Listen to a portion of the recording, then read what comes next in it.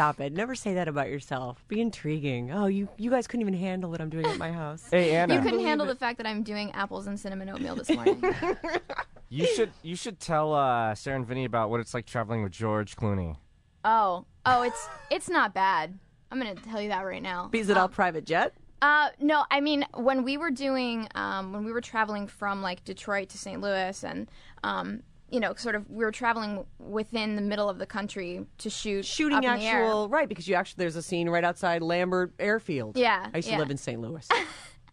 Right out of there. So he would go through the airport, but when I was like traveling with him, they'd take him like through these back entrances. Like there's this whole kind of underground thing happening in airports that you don't even realize. Like if there could be a celebrity on your next flight and you might never know it. It's amazing. Like they get him like he's the last person on the plane and the first person off, and like before you know it, you're in a car. It's like they just empty you into the car straight off the plane. It's unbelievable. And I mean, I hate air travel. It's so stressful to me. Why? Which part? Just being on the dangerous plane? I don't have a fear of flying. It's just like you completely lose personal control.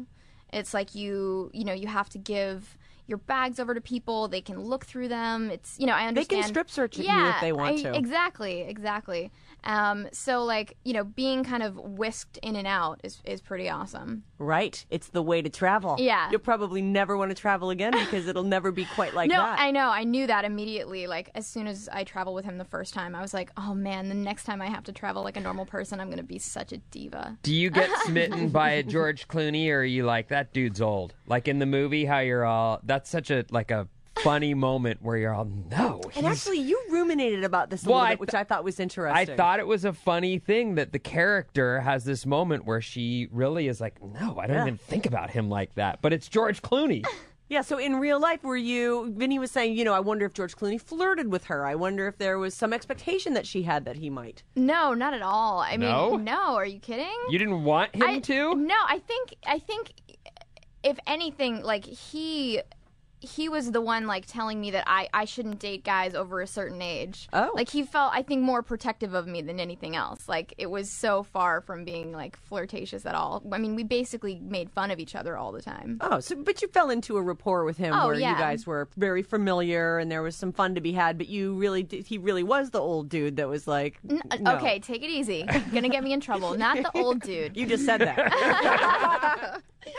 No, but I mean, it felt like an older brother. An advisor of sorts. Yeah. Right. So you were friends. Do you have his cell phone number? I don't. An email? I do have his email, and it's a funny email, but I shouldn't say it on the air. Don't say it. But so basically your people would get a hold of his people. If you needed to talk to him, you could. Yeah. And it's like, he's been shooting this movie in Italy for most of the press tour, and now he's he's doing some stuff with us, which is great. It's nice to have, because I've been doing so much press with Jason, the director, and Vera Farmiga. It's nice to have some fresh blood back. He's always and he can kind of get away with anything. So especially if you're doing like a Q&A for a large audience, it's he can say anything and does famously, absolutely. Right. And he has the audience rolling in the aisles. Have you guys finished shooting the Twilight series? Is that done? The third one's done, but what about the fourth one? Well, the fourth one, people keep asking me about the fourth one. I'm sort of assuming that I'm not in the fourth one. Really? Yeah. I mean, I'm not really in the books. I suppose that's true. I mean, a lot happens outside of the high school setting in that fourth one, at least. But people constantly ask me, is it true that they're gonna split it into two movies, and I never know, but I always have the urge to start rumors that it's going to be like a 7-part miniseries or something. I have a feeling after you win the Golden Globe, they're going to write a special role for you on that fourth one, right? Yeah, you know what? That could very well happen. I mean, really. That's, Hey, let me ask you this. Having seen what's happened to those guys and what happens when George Clooney travels, I mean, you got to weigh the pros and the cons. It's horrible to not be able to leave your house, but you get whisked through airport security. Is there a wish in you that, I wish I was, this much more famous or this much more? Because you're saying you're going to diva out the next time you fly because it's going to go back to sucking. No, I mean, I think, the airport thing is one of the most practical perks that I've ever seen. I think the majority of the kind of perks that Rob or George get are kind of silly things, People send you stuff that you don't want. Right. You wouldn't trade for that. Yeah, no. The airport thing is pretty practical, but other than that, it just seems like a nightmare. So you just is the hope you want to just keep working, or you want to be? I mean, Basically, since I was a kid, I just wanted to be able to kind of support myself and work, frequently. Right. But I've never wanted to like be famous. So you just mentioned like a press tour. So you're for Up in the Air. You're doing like the press for that movie. Mm-hmm. What are you shooting right now? Like, are you coming off the set of something that you're currently working on? Well, I have for the last couple months just been kind of doing press and stuff. But I finished the third Twilight Eclipse, right, and this film called Scott Pilgrim versus the World, and in February I'm gonna go and shoot this movie called I'm with Cancer with James McAvoy and Seth Rogen. Oh, I heard about that movie. Yeah, you With reported that cancer? story. Something. Yeah, I you think reported that. it's like a dark comedy. It's based on a true story, basically. The writer, it's based on his experience surviving cancer.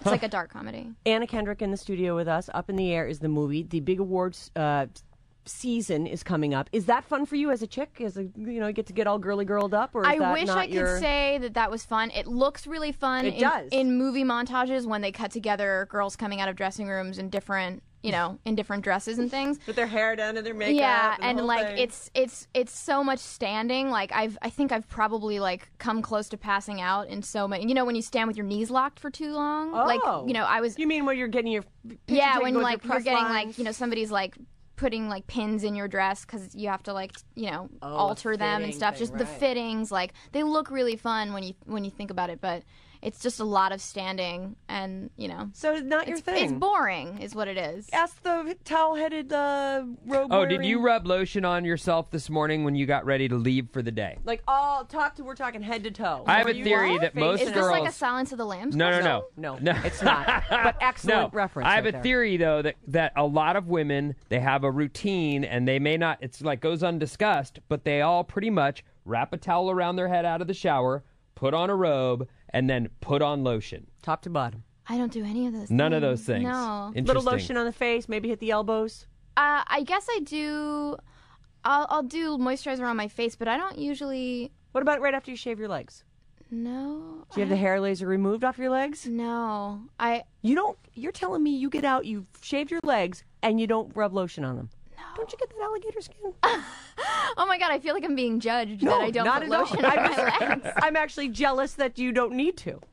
I think is what it I comes don't down know. to. I mean, I guess like ladies can get razor burn if you like if you're using like an old razor, then you have to. So you're saying a fresh razor every Well, time.